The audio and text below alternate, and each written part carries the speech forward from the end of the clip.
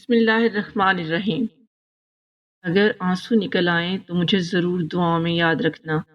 کب تک مدرسے میں پڑھے پڑھے اپنی اور دوسروں کی زندگی ضائع کرتے رہو گے؟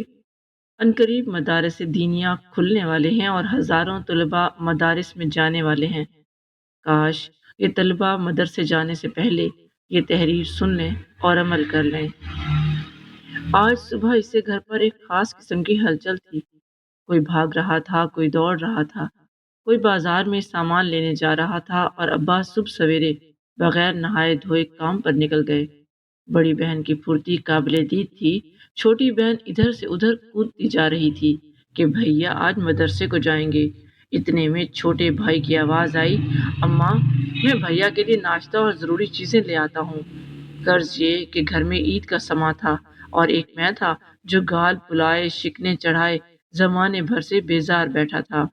دل میں تو بار بار خیال آ رہا تھا کہ آج تو جی لگا کر کہہ ہی دیں کہ مجھے مدرسے ودرسے نہیں جانا، تم لوگ یہاں مزے کرتے ہو اور میں میلوں دور وہاں جھک ماری کرتا ہوں۔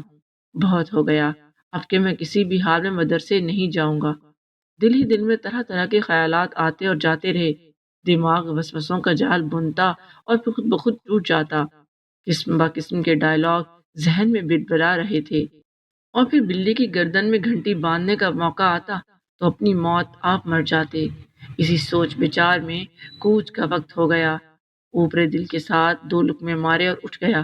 بیچاری امی پکارتی رہی کہ بیٹا سفر ہے، کچھ تو کھا لو، مگر یہاں گھر چھوڑنے کے ساتھ غصہ اس بات پر بھی تھا کہ ابا نے 2000 روپے کیوں دیے، لہٰذا اس غصے کا اظہار ضروری تھا۔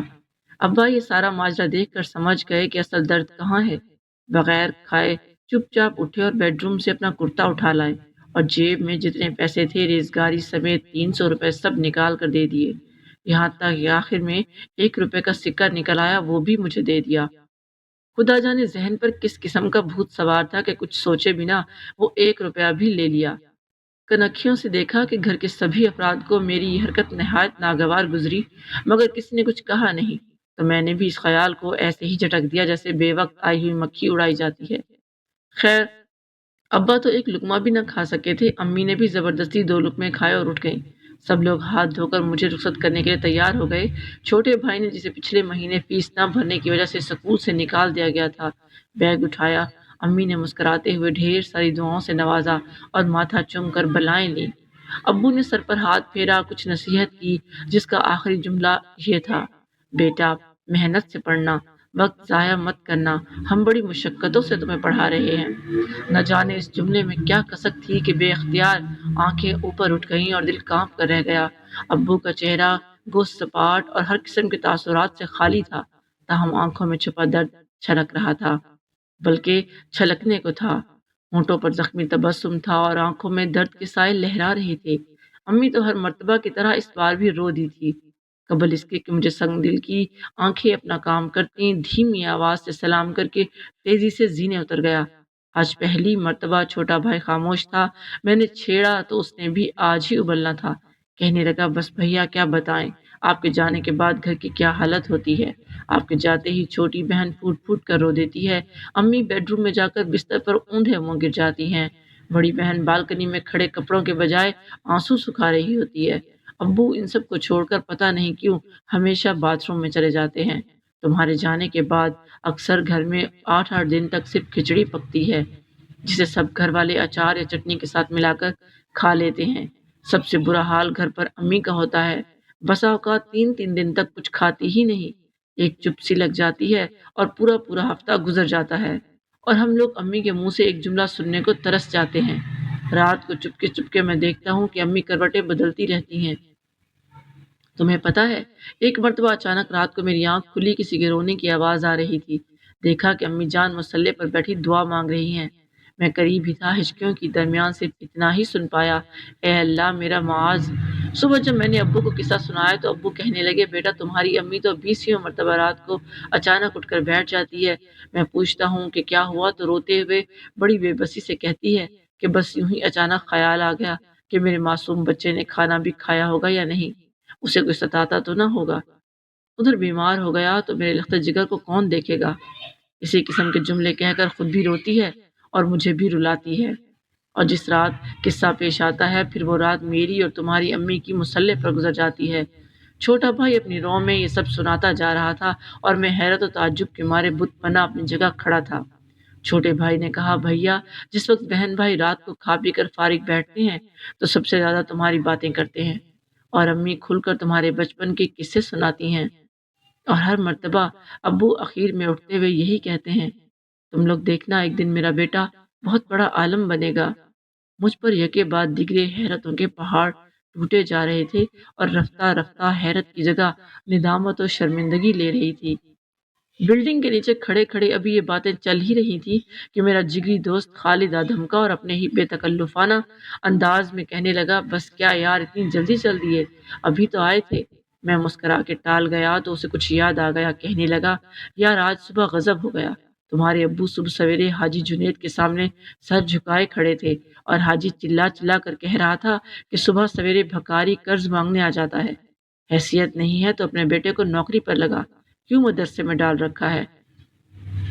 اس سے پہلے والے سال بھی تو بچے کے بہانے قرض لے گیا تھا، وہ تو ابھی تک دیا نہیں، اور پتہ نہیں حاجی کیا کیا بکتا رہا۔ آخر میں تو کالر پکڑ کر اس نے ابا کو ایک تھپڑ مار دیا اور جیب سے 2000 کے نوٹ نکال کر یہ کہتے ہوئے منہ پر مار دیے، لے بھکاری، آئندہ ہفتے کسی بھی حال میں مجھے سب پیسے واپس چاہیے۔ ابو نیچے گرے ہوئے نوٹ اٹھا کر سر جھکائے آگے بڑھ گئے۔ صبح کا وقت تھا، سناٹا تھا، یہ منظر میرے سوا کسی نے نہیں دیکھا۔ مجھ سے برداشت نہ ہو سکا، میں نے لپک کر پوچھا، چچا جان، آپ تو محلے کے شریف اور عزت دار آدمی ہیں، آخر اس گھٹیا سے اتنے ڈرنے کی کیا ضرورت ہے آپ کو؟ یہ سب ذلتیں کیوں برداشت کر رہے ہیں؟ کیا ہم دوست لوگ مل کر اس بڈھے کو ٹھکانے لگا دیں؟ ابا جی کی آنکھ میں آنسو آ گئے، کہنے لگے، نہیں، اگر میں 2000 لے کر نہیں گیا تو میرا بیٹا مدرسے میں نہیں جا پائے گا، اور میں اس کو پڑھا کر جنت کمانا چاہتا ہوں، دائمی جنت کے لیے ذلت برداشت کر رہا ہوں۔ یہ قصہ سن کر میرا حال یہ تھا کہ کاٹو تو بدن میں خون نہیں۔ میری نظروں کے سامنے گھر سے نکلتے وقت پیسوں والا قصہ گھوم گیا۔ میں اپنے آپ کی نظر میں ذلیل ہو گیا تھا۔ چھوٹا بھائی مجھے دیکھ رہا تھا مگر میں اس سے نظر ملانے کے قابل نہ تھا۔ مجھے زمین اپنے پیروں تلے کھسکتی ہوئی محسوس ہوئی۔ خالد تو یہ حادثہ سنا کر چلا گیا اور چھوٹا بھائی بیگ اٹھا کر چپ چاپ آگے کو چل دیا۔ میں بوجھل قدموں کے ساتھ اس کے پیچھے پیچھے ہو لیا۔ مسجد کے قریب ہی ناظرے کے بوڑھے استاد مل گئے۔ انہوں نے بڑی شفقت کے ساتھ سر پر ہاتھ پھیرا، دعائیں دیں اور کہا کہ بیٹا محنت سے پڑھنا، بڑی مدت کے بعد اس بستی سے کوئی عالم بنے گا، تم سے بڑی امیدیں وابستہ ہیں، تم ہماری پونجی ہو، اپنے آپ کو ضائع مت کر لینا۔ میں انہیں کیا جواب دیتا کہ اب تک کی زندگی تو ضائع ہی کیے جا رہا تھا۔ بستی سے نکلتے وقت اچانک کسی نے آواز دی، رک جاؤ بیٹا۔ مڑ کر دیکھا تو بستی کے بوڑھے بابا جی تھے۔ بڑی مشکل سے چوراہے پہ بچھی چارپائی سے اٹھے، لکڑی کے سہارے ٹیک لگاتے ہوئے آئے، قریب آ کر محبت پاش نظروں سے دیکھا اور آپ دیدہ ہو کر کہنے لگے، تم مدرسے جاتے ہو تو دل بڑا خوش ہوتا ہے بیٹا، ہم گناہ گاروں کے لیے دعا کرنا، اپنی زندگی میں تو کچھ نہ کر پائے، اب تم جیسے بچوں کے سہارے جی رہے ہیں کہ جنت میں تم جاؤ گے تو تمہارا دامن پکڑ کر پیچھے پیچھے ہو لیں گے۔ دیکھو اس دن اپنے گناہ گار بابا جی کو بھول مت جانا۔ میں سر جھکائے شرمندگی کے ساتھ ان کی گزارشات سنتا رہا اور اپنی حالت پر افسوس کرتا رہا۔ اس کے بعد ہم اسٹیشن پہنچے، ٹرین نکلنے کو تھی۔ میں جلدی سے لپک کر چڑھا، بھائی نے باہر سے بیگ پھینکا اور ٹرین فراٹے بھرتے ہوئے تیزی سے دوڑنے لگی۔ میں سامان وہیں دروازے پر چھوڑ کر کھڑا ہو گیا۔ محبوب وطن کی گلیاں نگاہوں کے سامنے سے گزر رہی تھی، کبھی ابو جی کا غمزدہ چہرہ سامنے آ جاتا، کبھی روتی ہوئی امی یاد آ جاتی، کبھی چھوٹی بہن کا سراپا نگاہوں کے سامنے گھوم جاتا، کبھی چھوٹا بھائی ہاتھ لہراتا نظر آتا، کبھی شفقت فرماتے ہوئے مکتب کے استاد جی دکھائی دیتے، اور کبھی بابا جی کی لجاجت بھری درخواست جگر کے ٹکڑے ٹکڑے کر دیتی۔ پھر پتہ نہیں اچانک مجھے کیا ہوا کہ میں دروازے پر کھڑے کھڑے پھوٹ پھوٹ کر اتنا رویا کہ شاید ہی کبھی زندگی میں اتنا رویا ہوں گا۔ یہ احساس زیاں کے آنسو تھے جو اب تک کی ضائع شدہ زندگی پر بہہ رہے تھے۔ یہ اپنوں کے ارمانوں کا خون تھا جو آنسو کی شکل میں جاری تھا۔ بے شک مذکورہ بالا سطریں تخیلاتی ہیں، لیکن اگر گھر سے نکلتے وقت عبرت کی آنکھیں کھلی رکھی جائیں، اپنے گرد و پیش پر نظر دوڑائی جائے تو یہ سارے مناظر کھلی آنکھوں سے دیکھے جا سکتے ہیں۔ جب تم گھر سے نکلو تو ابا کی زخمی مسکراہٹ کو غور سے دیکھا کرو، تمہیں ان میں کچھ ان کہی کہانیاں نظر آئیں گی۔ کچھ غور کیا کہ امی کے ہونٹ مسکراتے ہوئے کپ کپا کیوں جاتے ہیں؟ کبھی سوچا کہ بہن دروازے تک کیوں نہیں آتی؟ اس لیے کہ کہیں اس کے آنسو دیکھ کر تمہارے حوصلے چھوٹ نہ جائیں۔ گھر کا ہر فرد لاکھ غموں کے باوجود خوشی خوشی تمہیں رخصت کرتا ہے، صرف اس لیے کہ تمہاری ہمت نہ ٹوٹ جائے۔ ورنہ کون بھائی بہن ہے جو اپنے بھیا کی جدائی پر نہ روئے؟ کون باپ ہے جو اپنے جگر کے ٹکڑے کی فرقت پر ہنس رہا ہو؟ اور کون سی ماں ہے جو لمبا تبسم سجائے اپنے پیارے بیٹے کی جدائی دیکھتی رہے؟ بخدا ان سب پر ہماری جدائی شاک ہے۔ ابو جی کو محلے کے ذلیل آدمی سے گالیاں کھانے کا شوق نہیں چراتا۔ وہ ہمارے لیے گالیاں سنتے ہیں، وہ صرف اور صرف ہمارے لیے پسینے میں ڈوب کر محنت کرتے ہیں۔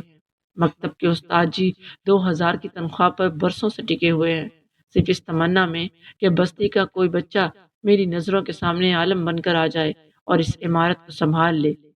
بابا جی سے پوری بستی ڈرتی ہے، مگر وہ تمہارے سامنے صرف اس لیے جھکے ہوئے ہیں کہ ان کی جنت کا سوال ہے۔ آؤ گریبان میں منہ ڈال کر سوچیں کہ کیا ہم اس قابل ہیں کہ کسی کی جنت کا سامان کر سکے؟ کیا ہمارے پاس ایک سجدہ بھی ایسا ہے جس میں خدا کے سوا کسی کا خیال نہ آیا ہو؟ جو ماں ہمارے لیے 20 مرتبہ اٹھ کر دعا کرتی ہے، کیا ہم نے پورے سال میں کبھی ایک مرتبہ بھی اس پیاری اماں کے لیے ہاتھ اٹھائے؟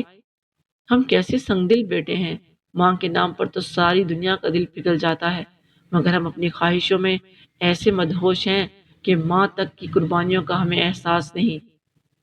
کیا ایک موبائل کی اتنی وقت ہے کہ اس کے پیچھے اتنے سارے لوگوں کی قربانیاں ضائع کر دی جائیں؟ کیا ہماری بےہودہ گفتگو اتنی قیمتی ہے کہ ہم کسی کے ارمانوں کا خون کر دیں؟